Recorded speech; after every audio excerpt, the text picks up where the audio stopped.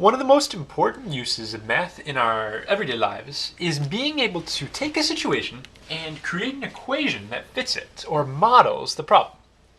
By modeling a situation, you're able to create an equation that you can use to make predictions about things. So maybe once you have an equation for how fast a car is going, you can use that equation to figure out how long it's going to take them to get somewhere, and different things like that. So being able to create an equation, although the ones we do in these videos will be pretty straightforward examples in terms of nothing fancy going on, creating equations, however complicated they may be, is a really big part of math, and modeling like creating a model to fit something is a skill that they really like to emphasize at the high school level. So I realize it's kind of a lot of writing in doing word problems, it's kind of a lot of writing to have to copy these problems down. We'll practice these a lot more in class, but I do want you to have two examples in your notes. So you probably want to pause the video here and jot down everything you see on this slide. But we have a car going at 24 feet every second. We want to write an equation to see how long it'll travel in t seconds. When you're doing these sorts of problems, where something's happening at a constant or steady rates, I like to think of these problems as repeated addition. So, if you travel for 1 second, you're going to go 24 feet. If you travel for 2 seconds, you're going to add another 24. 3 seconds, add another 24, 4 seconds, add a 24. You're going to keep doing plus 24 over and over and over and over again. Now, if I wanted to do 24 feet per second and I went for 7 seconds, I could do 24 plus 24, blah, blah, blah, 7 times. Or I could just do 24 times 7. It's the same thing. Well, we are traveling for t seconds. However many seconds that is, each second they're going for 24. So my total distance is going to be 24 times t, or in other words, 24t. Now that's going to tell me my total distance. And they didn't say what variable to use for that. I'm just going to use d. My distance is going to be 24 times t. So if I go for 2 seconds, I do 24 times 2, I went 48 feet. If I went 10 seconds, 24 times 10 is 240, and you can plug in different numbers like that. This is an equation that models the word problem they gave us. Now we're saying in the second part here that our car is 3,000 feet away from where it wants to be. How long will it take to make it there? Well, if you think about it right here, we really are asking ourselves, for a distance of 3,000, how much will the time be? So what I'm going to do here is plug in my 3,000 in the problem for my distance, because that's how far we want to travel. So I really have 3,000 equals 24 times t, and solving that is just doing a little bit of algebra there. You just divide by both sides by 24, and when you do that, you get 125. So 24, and we get 125 equals t.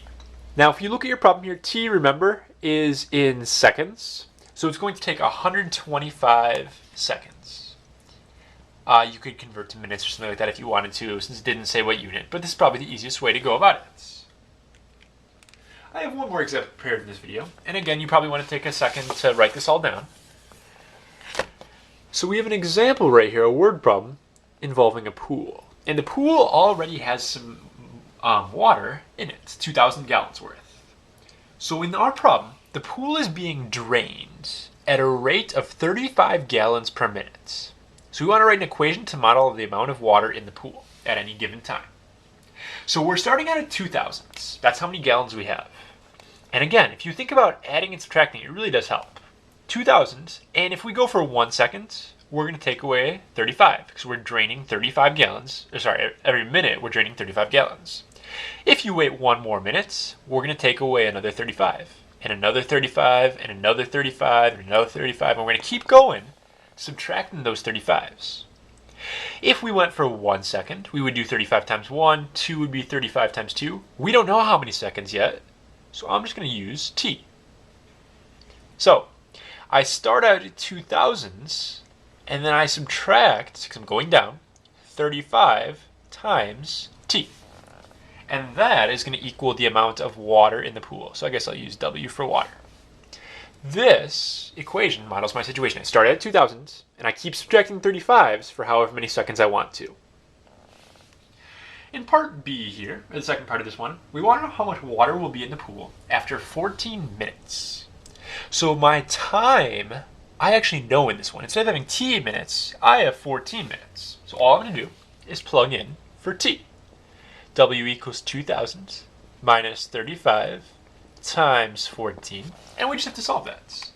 So 2,000 minus 35 times 14 is going to be 1,510, or 1,510 gallons of water left after 14 minutes.